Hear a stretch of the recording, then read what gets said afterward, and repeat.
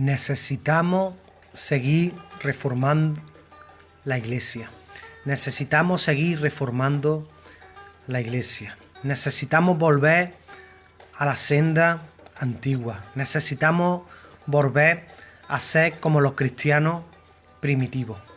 Muy buenas noches, amigos y hermanos, ¿cómo estáis? Feliz día de la Reforma Protestante.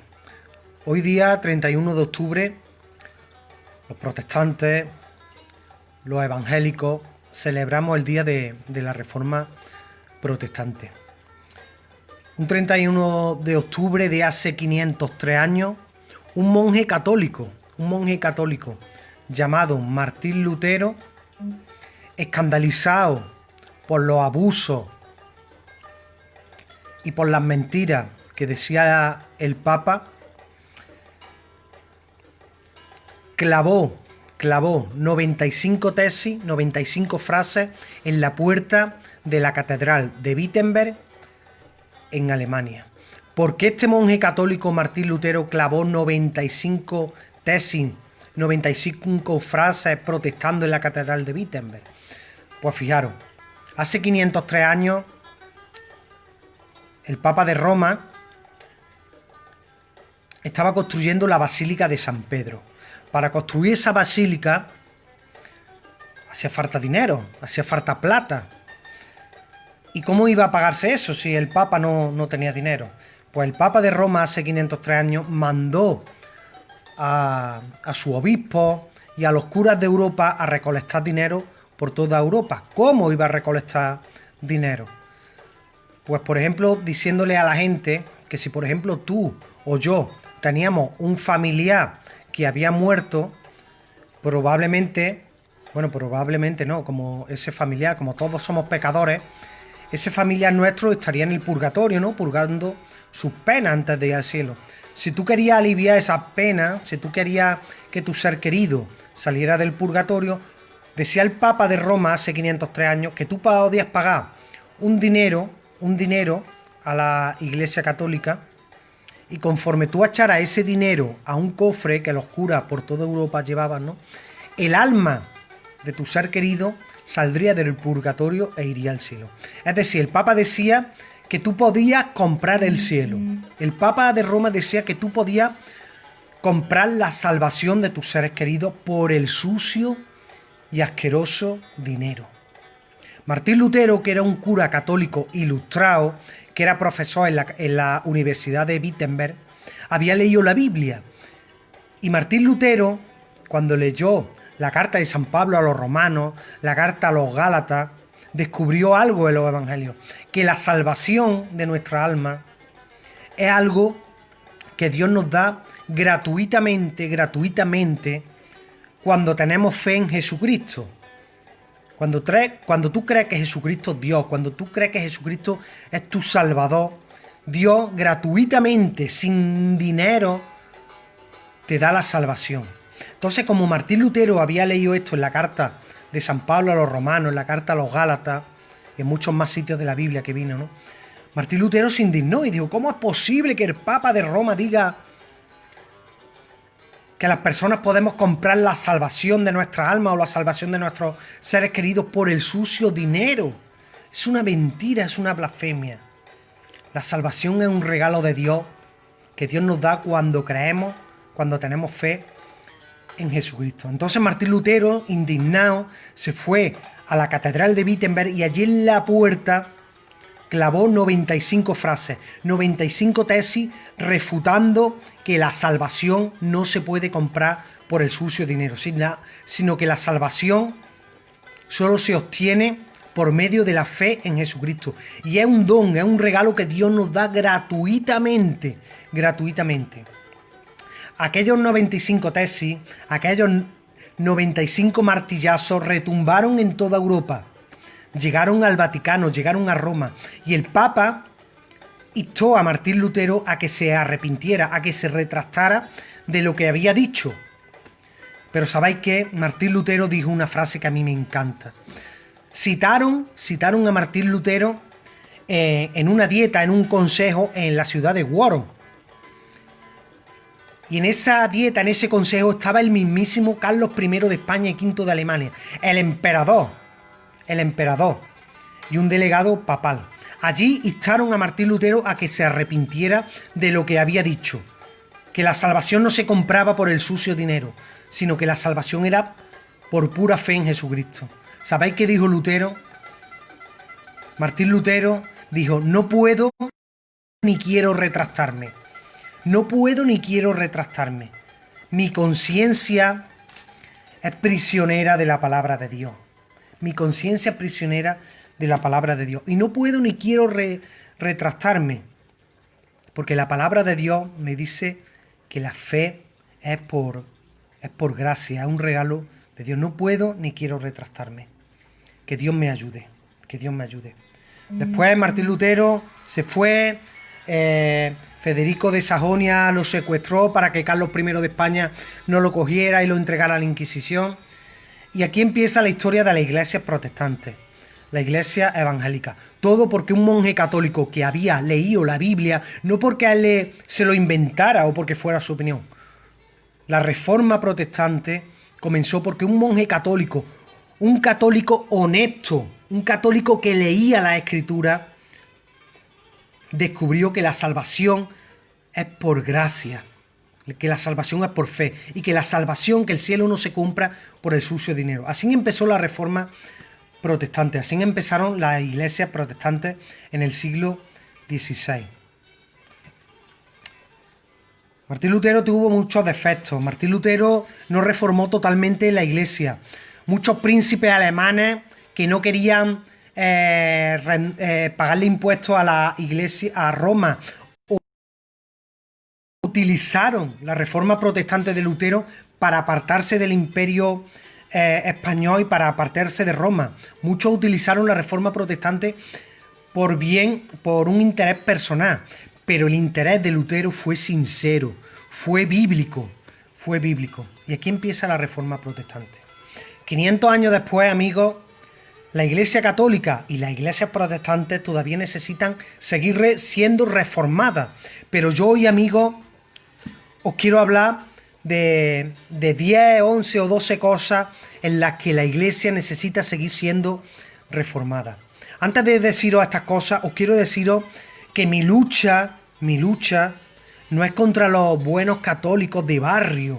Mi lucha no es contra Cáritas, que es una organización a la que hay que quitarse el sombrero. Mi lucha, lo vuelvo a decir, no es contra los sencillos católicos, que muchos os indignáis y os ofendéis cuando defiendo estas cosas, cuando defiendo la palabra de Dios, que leo en una Biblia católica.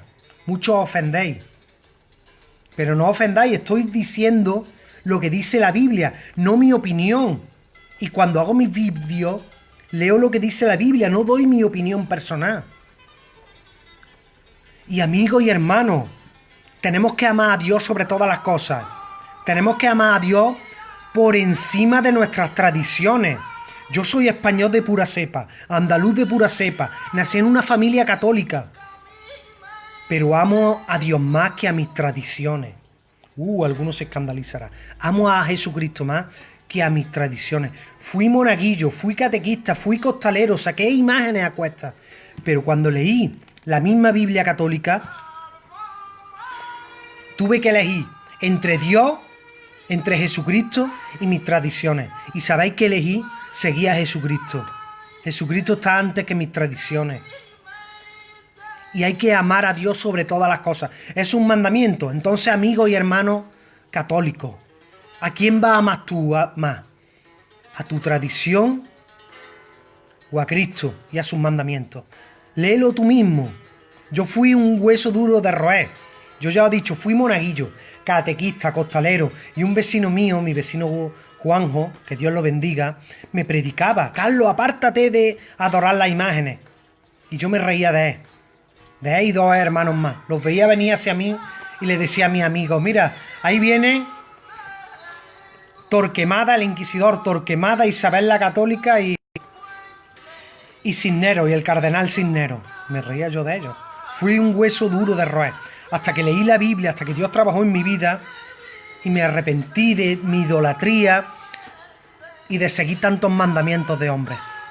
Y lo vuelvo a decir, mi lucha no es contra los católicos de barrio, mi lucha es contra los cardenales, contra los papas que conocen bien la escritura y os engañan a todos. Amigo y hermano católico, hace 500 años la gente no sabía leer, no había Biblia, pero hoy día todos tenemos acceso a una Biblia. Una Biblia te puede costar la más barata en papel reciclado 1,50 y te la puedes incluso descargar por internet en el Play Store. Bájate una Biblia, lee la escritura, olvídate de mí si quieres, pero medita en lo que te digo. Si tú amas a Cristo, si Jesucristo es tu pasión, lee la escritura. Me gusta decir siempre, amigos, que yo no quiero que te hagas evangélico. Yo lo que quiero es que seáis cristianos. Yo cuando la gente me pregunta, Carlos, ¿tú que eres evangélico? ¿Testigo de Jehová? Digo, no. Digo, yo me siento más identificado con la iglesia evangélica, porque son más bíblicas, porque siguen de una manera más fiel a los evangelios.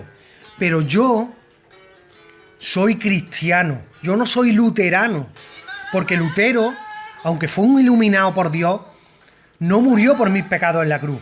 Quien me creó a mí desde el vientre de mi madre y quien murió por mis pecados en la cruz y quien venció a la muerte cuando resucitó fue Jesucristo.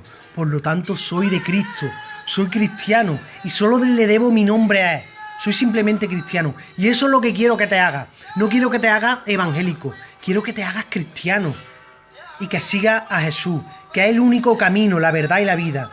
El camino no es la iglesia evangélica, el camino no es la iglesia católica, el camino es Cristo Jesús y ese es el que quiero que siga. Yo, amigos y hermanos, hay muchos católicos que me odian, pero también hay muchos evangélicos que me odian también, porque también rebato con la Biblia sus mentiras. Y con esto, amigos, no me voy a enrollar más y os voy a decir unas 11, 12 cositas, en resumen, en las que la Iglesia católica tiene que ser reformada. Otro día hablaré de unas 10 cosas, por ejemplo, en las que la Iglesia evangélica tiene que ser reformada. Pero hoy, día de la Reforma Protestante, os quiero hablar de unas 10 o 11 cosas en las que la Iglesia católica tiene que reformarse. Y os lo vuelvo a decir, coged la Biblia y leedla para ver si lo que yo digo es verdad. Fijaros, por ejemplo, Dios es espíritu y Dios no habita en imágenes talladas. Amigos, eso lo dice la Biblia desde Génesis hasta Apocalipsis, que Dios es espíritu, Dios no habita en imágenes talladas por los hombres. No demos la gloria que solo Dios merece a becerros de oro, por muy bonitos que sean. Si tú quieres orarle a Jesucristo, si tú quieres orarle al Señor, cierra tu ojo y ora a Dios, que es espíritu, y no le reces a imágenes talladas. Esto está en la Biblia. Por ejemplo, en el libro de Isaías dice el Señor: yo soy el Señor y no compartiré mi gloria con imágenes talladas. Otra cosa, solo se ora a Dios, solo debemos de rezarle al Señor. Ni a los santos, ni a San Pablo, ni a San Pedro, ni a San Antonio, ni a San Francisco, ni a la Virgen María. Solo debemos de orarle al Señor, porque Jesús, cuando nos enseñó a orar, y esto podéis leerlo en la Biblia, le preguntan a un Señor: enséñanos a rezar, enséñanos a orar. Y Jesús nos dijo: cuando oréis, oraréis así, Virgen María. Ni dijo San Francisco de Asís. Jesús dijo: cuando oréis, oraréis así, Padre nuestro que estás en los cielos. Jesús nos enseñó a orarle al Padre. Y más tarde Jesús nos dijo: hasta ahora solo he enseñado a orarle al Padre, pero desde ahora en adelante, orarme a mí. Pronunciad mi nombre, porque todo lo que me pidáis a mí, yo lo concederé. Tampoco se le ora a la Virgen María. Amigos, mucha gente me dice: ¿Tú eres de los que no creen en la Virgen María? Yo creo en la Virgen María. María es la madre de Dios. Cuando Dios se hizo hombre, eligió a una mujer para hacerse hombre. Y esa mujer fue María, la más bendita entre todas las mujeres, como le dijo Elizabeth. María es la más bendita entre todas las mujeres. María es la madre de Dios cuando se hizo hombre. pero a María no se le reza. No hay ni una sola oración a la Virgen María. A la Virgen María hay que respetarla. Hay que respetarla. Hay que tenerla como un ejemplo de cristiana. Pero a la Virgen María no se le reza. Mucho menos a una imagen. Una imagen, por muy bonita que sea, de la Virgen María. Otra cosa en la que la Iglesia Católica tiene que ser reformada y la Iglesia Evangélica. Dios es uno solo, no tres. Dios no es una trinidad de dioses. Eso es un invento pagano. Eso es una idea pagana. La Trinidad es una idea pagana. Nuestro Dios, el Dios de la Biblia, el Dios de Abraham, de Isaac, de Jacob, el Dios de Pablo, el Dios de Pedro, no son tres dioses, no son tres personas divinas, sino un solo Dios que es espíritu, que es nuestro Padre, que es el Señor de los ejércitos, que es el Santo de Israel. Y ese Dios que es espíritu y que es nuestro Padre, nació hace 2000 años como un niño, como un hombre, como un hijo. Así lo dice el profeta Isaías. Un niño nos será dado y su nombre será Dios fuerte, Padre eterno. El niño que nació hace 2000 años es el Padre eterno. Jesús mismo le dijo a Felipe, que le dijo en la última cena: Señor, muéstranos al Padre y nos basta. Y Jesús le dijo a Felipe: tanto llevo con vosotros que todavía no me has conocido. El que me ha visto a mí ha visto al Padre. El que me ha visto a mí ha visto a Jesús. Entonces, amigos, ver a Jesús es ver al Padre. No son tres personas divinas. Es un solo Dios que se ha manifestado de muchas formas y que tiene muchos títulos. Pero es un solo Dios. Es como si yo soy Carlos el militar, el cordobés, el andaluz, el español, pero soy uno solo. Nadie puede pensar que una persona es el andaluz, otra persona es el cordobés, otra persona es el militar. Yo soy uno solo y mi nombre es Carlos. Por lo mismo Dios, amigo, y no me estoy comparando con el Señor. Dios me libre. Solo estoy poniendo un ejemplo. Que nuestro Dios es Padre. Nuestro Dios es Espíritu. Nuestro Dios es el Santo de Israel. Y nació como hombre, nació como hijo. Pero es uno solo y su nombre es Jesús. El bautismo. El bautismo no es para niños. No se bautiza a niños. No hay ni un solo bautismo. No hay ni un solo bautismo de niños en la Biblia. Todos los bautismos eran de personas adultas que cuando decidían seguir a Jesús eran bautizadas, eran sumergidas en el agua. No se le echaba un chorreoncito de agua, sino que eran sumergidas en el agua y el nombre de Jesús sobre ellas. No hay ni un solo bautismo de niños en la Biblia. Solo hay bautismo en la Biblia de personas adultas. Y Jesús mismo nos dio ejemplo, bautizándose a los 30 años de adulto, para darnos ejemplo a todos. El bautismo, amigos, también se hace invocando el nombre de Jesús, no diciendo en el nombre del Padre, del Hijo y del Espíritu Santo.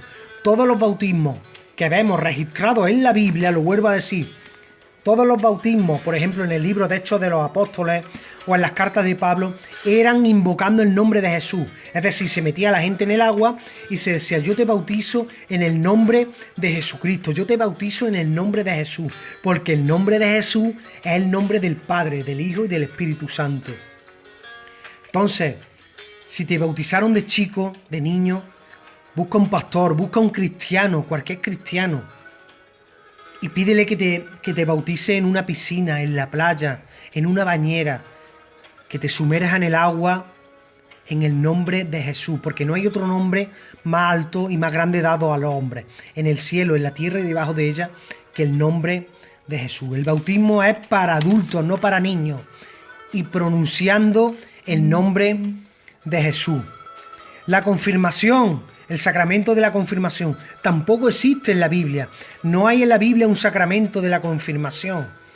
Si tú eres adulto y tú quieres confirmar, y a ti tu familia te ha educado en la fe cristiana, y tú quieres confirmar tu fe, bautízate. La verdadera confirmación es el bautismo. Si a ti tu familia te ha educado en la fe cristiana, seas católico o no, cuando seas adulto, busca un cristiano que te sumerja en el agua invocando el nombre de Jesús. Esa es la confirmación. No hay ningún sacramento en la Biblia para confirmar tu fe. La confirmación de tu fe es el bautismo de adultos en el nombre de Jesús. Otra cosa, todos somos sacerdotes. Muchos se creen que solo los curas son sacerdotes. Martín Lutero defendió el sacerdocio universal, es decir, que todos somos sacerdotes. Todos los cristianos y cristianas que creemos en Jesucristo somos sacerdotes. Todos tenemos acceso directo al Padre. Todos tenemos acceso directo a Jesucristo. En el ejército hay una cosa que se llama el conducto reglamentario. Es decir, que si yo quiero hablar con el capitán, yo tengo que hablar con mi cabo con mi sargento, y mi sargento con el jefe de compañía, y mi jefe de compañía con el capitán para pedirle que yo hable con él. O mandarle una petición. Pero en el cristianismo no hay conducto reglamentario. Todos somos sacerdotes, todos podemos interceder ante Dios directamente. Sacerdote significa puente, intermediario. Y muchas personas se creen que para interceder ante Dios tienes que ir por medio del sacerdote. Eso es mentira. Todos somos sacerdotes. Lo dice el apóstol San Pedro en su carta. El apóstol San Pedro en su carta dice que todos somos un sacerdocio real, que todos somos sacerdotes santos. Todo. A lo mejor no eres pastor, pero si eres sacerdote o sacerdotisa. No necesitas un cura para hablarle al Señor. Ni ningún pastor, ni ningún cura es mejor persona que tú. Ni vaya a creer que Dios va a escuchar antes a un cura que a ti. Todos somos pecadores y todos hemos sido redimidos por Cristo. Entonces acércate confiadamente al trono de gracia, porque todos somos sacerdotes, todos tenemos acceso a Cristo directamente. La confesión,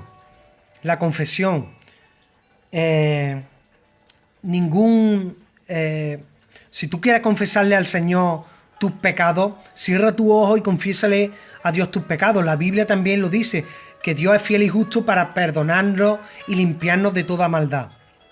No necesitas contarle a un cura tus pecados para que te confiese. Si quieres, cuéntale tus pecados para que te dé un consejo. Pero tú quieres el perdón de Dios, cierra tu ojo en tu habitación y pídele perdón a Dios. Y Dios allí en lo secreto, como decía Jesús, te recompensará y te perdonará en secreto. No necesitas a un cura. Si es bueno, si quieres confesarle tus pecados a un hermano cristiano, a un pastor o a un cura para que te dé un consejo o para que ore por ti, porque también la Biblia dice confesaros los pecados los unos a los otros. Los unos a los otros, pero no dice confesarle los pecados una serie de personas a un sacerdote o a un cura. No es necesario que te confieses ante un cura. Tú le puedes confesar con confianza al Señor tus pecados. Acércate al trono de gracia con confianza. Porque Dios es un Padre bueno, un Padre perdonador. Y tú eres sacerdote. No necesitas a ninguno que te confiese. Otra cosa, todos somos templo de Dios. Hay muchos evangélicos y también católicos que piensan que para conectarse con Dios hay que ir a una parroquia, a una catedral o a un local de una iglesia evangélica. El libro de Hechos de los Apóstoles dice que Dios no habita en templos hechos por manos de hombres. Ha habido 3 series de templos a lo largo de la historia cristiana. El templo de Jerusalén, en el que sí estaba la presencia de Dios. Luego Cristo mismo, que era el templo de Dios. Cristo, Jesús, era el templo. En Cristo habitaba la plenitud de Dios. Y después, en Pentecostés, a partir de Pentecostés, todos nos convertimos en templo del Espíritu Santo. Por tanto, el templo de Dios no es la catedral de tu ciudad, ni el local de la iglesia evangélica. El templo de Dios eres tú y eres yo. Y para conectarte con Dios no necesitas ir a una parroquia ni al templo de una iglesia evangélica. Tú eres templo de Dios, Dios habita en ti. Y también dice el Señor que donde haya 2 o 3 reunidos en su nombre, allí está el Señor. Es decir, si tú estás en tu casa reunido con tu novia, con tu madre, con tu hermano, con unos amigos, en el nombre de Jesús, allí está Dios. Y tu casa es igual de santa o más que el local o la catedral de tu ciudad. Porque Jesús lo dijo, no yo, que donde haya 2 o 3 reunidos en su santo nombre, allí está el Señor Jesús presente. Entonces, todos somos templo de Dios. Y tu casa es templo de Dios. Otra cosa más, el papado. El Papa dice de una forma blasfema que él es la cabeza de la iglesia. Pero la Biblia dice que la cabeza de la iglesia es Cristo y los demás somos su cuerpo. Es una blasfemia. Decir que el Papa es la cabeza de la Iglesia es una mentira, es una blasfemia. Decir que el Papa es el vicario de Cristo es otra blasfemia. Vicario significa sustituto. El Papa no es sustituto de Cristo en la tierra. Cristo mismo, espiritualmente, es el sustituto de Cristo como hombre en la tierra. El Papa solo es un hombre, tan pecador como tú y como yo. Es una blasfemia decir que el Papa es el sustituto de Cristo en la tierra.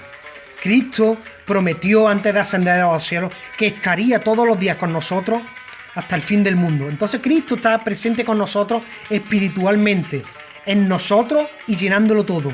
El Papa no es el vicario de Cristo, el Papa no es el sustituto de Cristo en la tierra, ni el Papa es la cabeza de la Iglesia del Señor. Cristo Jesús es la cabeza de la Iglesia. El celibato, esa condena que le han impuesto a tantos sacerdotes católicos y a tantas monjas. Cuando San Pedro tuvo suegra y por lo tanto era casado. Cuando el apóstol Pablo defiende que los apóstoles tienen derecho a llevar a sus mujeres. El celibato, cuando el apóstol Pablo le decía a su discípulo Timoteo en sus cartas, le decía que los pastores, que los obispos sean casados, sean hombres de una sola mujer. Los pastores, los ministros de Dios de la iglesia primitiva eran casados. San Pedro estaba casado. Entonces, ¿cómo se le impone a los curas de hoy, a las monjas de hoy, que se mantengan en celibato? Que la Iglesia Católica, que los papas de Roma permitan el santo matrimonio a sus ministros y a sus ministras. Denles libertad para que libremente se casen o no. Porque el apóstol Pablo dice también que el que se casa no peca. El que se casa no peca. Vivir en santo matrimonio no es un pecado. Y yo he conocido muchos pastores que tienen una bonita familia y se pueden dedicar al ministerio de Dios, a la evangelización y a pastorear la iglesia de Dios. Entonces dejen de imponer el celibato. El celibato no es bíblico. El celibato es una condena que lo que ha hecho es que muchos curas acaben de prostitutas o cometan abusos peores que ni los voy a nombrar. Entonces libertad para vivir en santo matrimonio a las monjas y a los curas católicos. Libertad, porque el celibato no es bíblico. Y nadie peca si se casa. Las riquezas del Vaticano, amigos, perdonadme que este vídeo se haga largo, el que quiera que lo vea y el que no, nada. La riqueza. Jesús vivió humildemente, Jesús fue un Dios obrero, nació en un pesebre, vivió como obrero, fue carpintero, murió en una cruz, fue enterrado en una tumba prestada. No tenía ni donde recostar su cabeza. ¿Cómo es posible que los cardenales y los papas de hoy vivan en palacios? ¿Cómo es posible que los pastores evangélicos de hoy tengan algunos también aviones privados y mansiones? ¿Cómo es posible? Si nuestro Cristo, si nuestro Dios vivió de una forma humilde. ¿Cómo es posible también, amigos, que si Jesús le dijo a sus discípulos, id y predicad el evangelio, expulsar demonios, sanar enfermos, y lo que yo os doy gratuitamente, dadlo vosotros gratuitamente? ¿Cómo es posible entonces que los curas pidan la voluntad, pero le pongan un número a la voluntad? ¿Y cómo es posible que muchos pastores evangélicos impongan el diezmo también a muchas personas? Amigos curas, amigos pastores, lo que Dios nos dio gratuitamente, dadlo ustedes también gratuitamente. El evangelio se da gratuitamente y el que quiera ofrendar algo, que lo ofrende gratuitamente, pero no por imposición. La primera comunión, otra cosa. La primera comunión, amigos, tampoco es bíblica. La primera común unión con Dios, con Cristo, es cuando eres chiquito, ya tengas 6, 7, 8, 10, 12, 16 o 20 años, tú le oras al Señor y tú tienes una común unión con el Señor. La primera comunión nuestra no es cuando tú recibes un trocito de pan, sino cuando tú tienes tu primera oración con el Señor. Tu primera comunión es cuando tú tienes tu primera conversación con el Señor Jesús. Esa es nuestra primera comunión. La Iglesia Católica dice que el pan y el vino se transforman literalmente en el cuerpo y en la sangre de Cristo. Pero, amigos, tenemos que entender que cuando Jesús dijo, este es mi cuerpo y esta es mi sangre, lo dijo de una manera simbólica, no que ese pedazo de pan iba a ser siempre su cuerpo y ese vino iba a ser siempre su sangre. Porque si esto lo entendemos literalmente, tenemos que entender que cuando Jesús dijo, yo soy la puerta, ahora, si Jesús hablaba literalmente, tenemos que entender que todas las puertas ahora son Jesús. O cuando Jesús dijo, yo soy el camino, tenemos que entender ahora que todos los caminos son sagrados y son Jesús. O cuando Jesús dijo, yo soy el agua que quita la sed, tenemos que entender que todas las aguas son benditas y que todas las aguas son Jesús. No, Jesús habló simbólicamente. Cuando dijo Jesús, yo soy el camino, lo dijo simbólicamente, que Él es el ejemplo. Cuando dijo Jesús que yo soy el agua, lo dijo simbólicamente diciendo que Él y su enseñanza son eso, es lo único que puede calmar nuestra sed espiritual. Y cuando Jesús dijo, yo soy el pan de vida, se refería a que Él es ese alimento espiritual que realmente puede calmar el hambre de nuestra alma. Entonces, cuando Jesús dijo, este es mi cuerpo y esta es mi sangre, no lo dijo literalmente. El pan y el vino solo son símbolos del cuerpo y de la sangre de Cristo que fue partido y golpeado y desangrado por nosotros. Y esto es todo, amigos. Y nada, perdonadme que me haya enrollado hoy, pero este es el día de la Reforma Protestante. Y quería recordaros por unas cuantas cositas en lo que la Iglesia católica y evangélica tiene que seguir siendo reformada. Otro día haré más hincapié en lo que la Iglesia evangélica tiene que reformarse y en los abusos que la Iglesia evangélica comete. Mi guerra no es solamente contra los mandamientos que se han inventado los cardenales y los papas. Mi lucha también es contra los mandamientos de hombres que se han inventado muchos pastores evangélicos también.